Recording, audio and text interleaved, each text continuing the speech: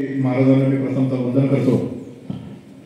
आज आपण कैलासवासी दानशूर एक आपल्या गावाचे व्यक्तिमत्व खंडेराव गणपत नलावडे यांच्या पुण्यतिथीच्या निमित्ताने आजचा हा स्नेह संमेलनाचा कार्यक्रम आपण दरवर्षी साजरा करतो। शेवटी त्या कुटुंबाने 57 वर्षापूर्वी ही 2 एकरची जागा जर दान केली नसती तर हे शाळेचं एवढं वैभव आपल्याला पाहायला मिळालं नसतं।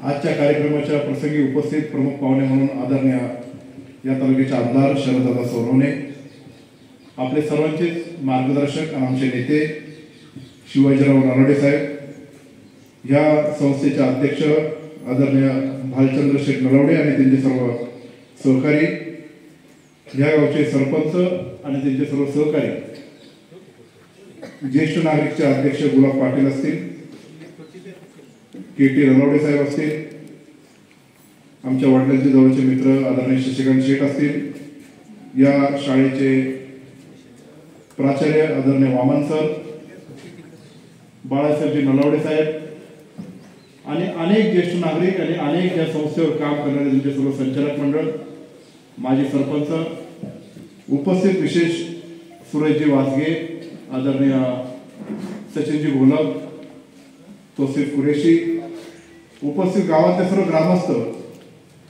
महिला भगिनी, माता भगिनी आणि सर्व विद्यार्थी मित्रांनो, पत्रकार आणि ज्यांनी आता मनोगत व्यक्त केलं ते ह्याच शाळेचे कन्या पल्लवी ढामसे, जिने आपल्या भारताचं नाव रोशन केलं आणि 3 गोल्ड मेडल पॉवर लिफ्टिंग मध्ये मिळवले आणि त्यानंतर एवढ्या मोठ्या उंचीवर पोहोचल्यानंतर सुद्धा आपण ज्या शाळेत शिकलो, ज्या मातीमध्ये आपण वाढलो, तिचा विसर त्याला पडला नाही आणि इथं आल्यानंतर प्रोत्साहन आणि प्रेरणा हे सर्व विद्यार्थ्यांना देण्याचं काम तुम्ही इथे केलं।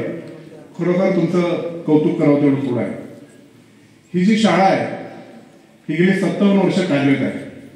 अत्यंत खडतर प्रवास या शाळेने केलेला आहे, पण ग्रामस्थांची साथ खूप मोठ्या प्रमाणामध्ये लाभली। आपल्या गावातले जे मुंबईकर मंडळी असतील, खिशातला पैसा असेल, ग्रामस्थांचा खिशातला पैसा असेल, हे उभा करून इतकी सुंदर देखणी इमारत इथं उभी केली। मला अजूनही तो दिवस आठवतोय की आपला 50 वर्ष पूर्ण झाल्यानंतर एक मोठा कार्यक्रम इथं आयोजित केला होता। त्यासाठी गणेश नाईक साहेब या शाळेच्या कार्यक्रमाला आले होते आणि भरगच्च कार्यक्रम, गावातला प्रत्येक कुटुंबातला नागरिक, मग तो जगाच्या पाठीवर कुठे जरी गेला असला तरी या शाळेच्या कार्यक्रमामध्ये सहभागी होऊन तो कार्यक्रम आपण मोठा केला होता। ग्रामीण भागातल्या शाळा चालवणं हे खूप अवघड असतं। एवढ्या मोठ्या प्रमाणात ह्या दानशूर व्यक्तींशिवाय ते शक्य होत नाही। या गावात पायाभूत सुविधा उपलब्ध करत असताना अनेक आमदार असतील, अनेक राज्यकर्ते यांनी मदत करून आपली उभी केली आहे। मी मागील 5 वर्षाच्या कालावधीमध्ये या गावामध्ये जे जे काही निर्माण करण्याचं काम प्रामाणिकपणे करण्याचं काम केलं, मग ते पाणी पुरवठ्याची स्कीम असेल, मुंडेवाडीचा रस्ता असेल, आता हे धोरवड ते उमरतचा एक मोठा रस्ता आणि असे छोटे मोठे रस्ते असतील, सभागृह असतील, ज्या ज्या गोष्टी ज्या गावाला लागल्या ते पूर्ण करण्याचं काम केलं। पण विशेषतः हे शिक्षणाची गंगा, जी ग्रामीण भागातली अत्यंत खेडेपाड्याची शाळा गेले अनेक वर्ष 100% निकाल देत आहे, याला आपण सर्वांनी मदत करणं खूप गरजेचं आहे। या शाळेतला पटसंख्या तुम्ही मेहनत करून एवढ्या मोठ्या प्रमाणात ठेवलेली आहे, पण ती पटसंख्या अजून जोपर्यंत वाढत नाही तोपर्यंत या शाळेला भरभराट आल्याशिवाय राहत नाही।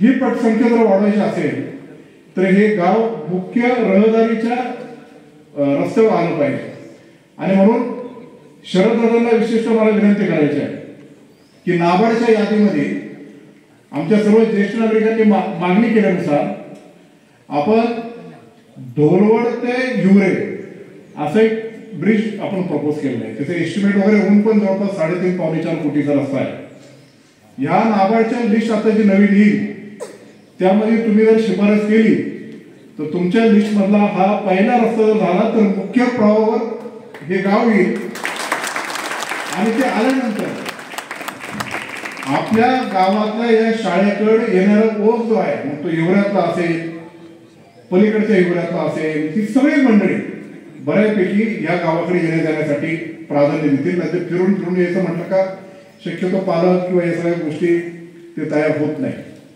शेतीने समृद्ध आहे, आपल्याला अनेक काही गोष्टींच्या समस्याला सामोरं जावं लागते। त्याच्यात प्रामुख्याने म्हणजे बिबट्याचा समस्या असेल आणि दिवसा वीज मिळण्याची असेल, यासाठी गेले 5 वर्ष काम केले, पुढेही दादा काम करतील आणि आम्ही एकत्रितरित्या हे दोन्ही प्रश्न, आता तर बऱ्याच गावांमध्ये सोलर पॉवर प्रोजेक्ट आपण उभे करण्याचं काम हाती घेतलेलं आहे की जेणेकरून दिवसा वीज आपल्या या ग्रामीण भागातल्या लोकांना मिळेल.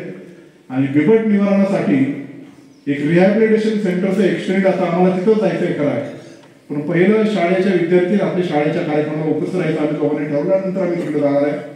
अशा अनेक पावलं आपण उचलतो की जेणेकरून आपल्या तालुक्यातल्या बिबट्याचा जो प्रश्न आहे तो मार्गी काढण्यासाठी आपण एकत्रितपणे निश्चित प्रकारे मदत करू. संस्थेच्या अध्यक्ष आणि त्यांच्या सर्व सहकार्याने आमचं स्वागत सन्मान केला त्याच्याबद्दल आभार मानतो. आणि जे दानशूर व्यक्तिमत्व खंडेराव नलावडे यांनी ही जे दान केलं, त्यांच्या भात्यांचा सत्कार केला, त्यांचे नातू सिद्धेशचा आपण इथं सत्कार केलेला आहे.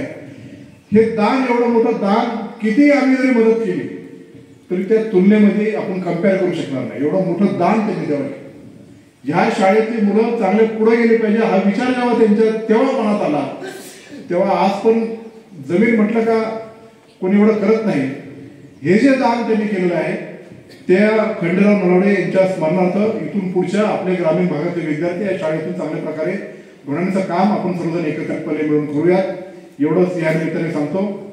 या वार्षिक स्नेह संमेलनच्या निमित्ताने मी सर्व विद्यार्थ्यांना मनपूर्वक शुभेच्छा देतो.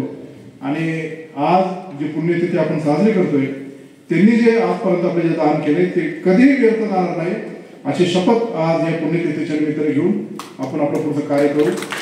पुन्हा एकदा आपल्या सर्वांचा आभार मानतो आणि माझे 2 शब्द संपवतो. जय हिंद, जय महाराष्ट्र, जय शिवराय.